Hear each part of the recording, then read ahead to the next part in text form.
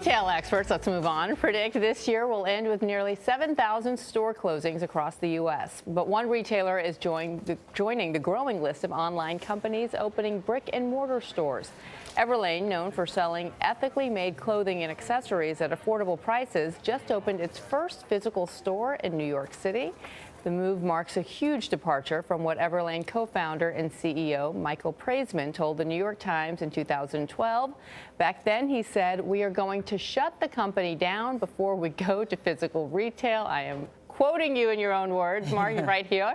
Fast Company estimates Everlane earned $100 million in revenue last year. Michael Preysman is at the table, so you kind of chuckled when you heard yourself a few years back. So why were you wrong? And Michael, let's talk about that for just a second. Let's talk about it. Because you were so adamant about it, but I heard on the Oprah Winfrey Show years ago, you have the right to change your mind. No, and absolutely, we believe that. When we started 6 years ago, we thought we could do this online only. What we found is customers like to touch things before they buy them, you know, especially products when it's cashmere, when it's nice quality. And then moreover, Everlane is really about that ethical part of the brand, and we want to help bring that mission to life. So we've started to tell the stories of our product. We wanted to build a space where we can do that. And so we've decided retail is that avenue for us. Was it a hard decision to make after you were so adamant about, I'm not ever opening? Was it hard? I think the hardest part was the number of people telling me that I made that quote rubbing it a bit in my face. Yeah. But you know what? It's okay. So was it that you were facing declining sales or you just weren't growing? No, we've been growing. We've been doubling every year for the past 3 years. It's really an opportunity for us to bring the mission to life.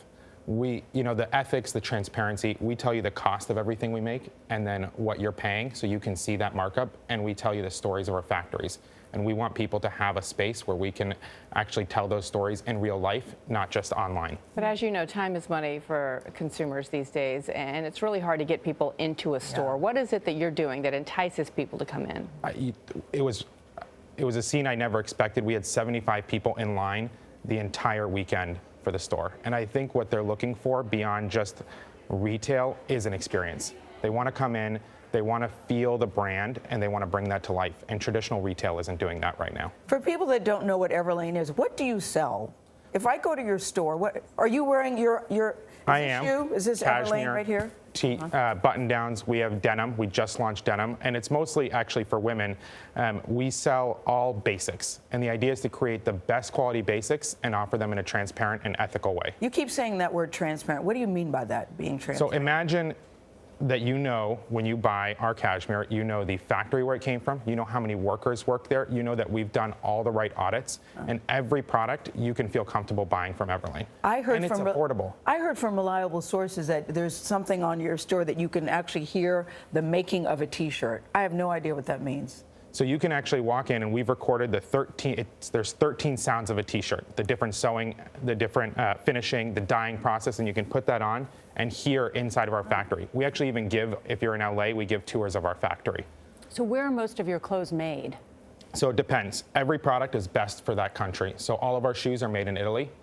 We have cashmere that comes out of Inner Mongolia. We make T-shirts in Los Angeles, and there's a lot now happening in Vietnam.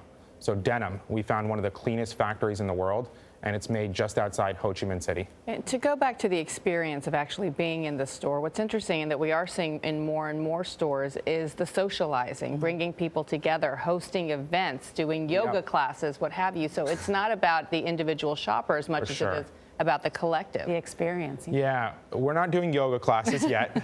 We don't have yoga clothes, but this evening we're hosting an event where people can come learn about the future of retail, ask questions, and even ask me why we made certain decisions. So we're going to be doing events all throughout the months, and we believe that's a big part of the future of retail. And you started this company when you were 25. I love whiz kids like yourself. How old are you now? I'm 32. 32. So what did you see at 25 that you thought, I want to do what? I grew up on the West Coast, and on the West Coast, there's this really open and honest way of communication, and the internet was part of that, the beatnik movement. We thought that we could do the same thing to apparel. And you said affordable. What's your definition of affordable? We've got denim at $68. We've got button downs at $50. We've got silk all under $100. Who's your target consumer? In our mind, it's anyone who wants to know where their product comes from. So we're seeing people 18 years old and 65 years old come into the store. That's a big old range. It is a big range, but Michael Preysman, we've said good for it's you. about a state of mind. You know, it's about wanting to know, it's about wanting value, it's about wanting to get quality. And we're really trying to make quality products that last. And there's a real shift in consumers nowadays. Yep, you're right about that. Congrats to you. You and your Thank team are you very doing something much. right. Yeah. Thank you. Thank you. Very much for coming to the table. Thank you.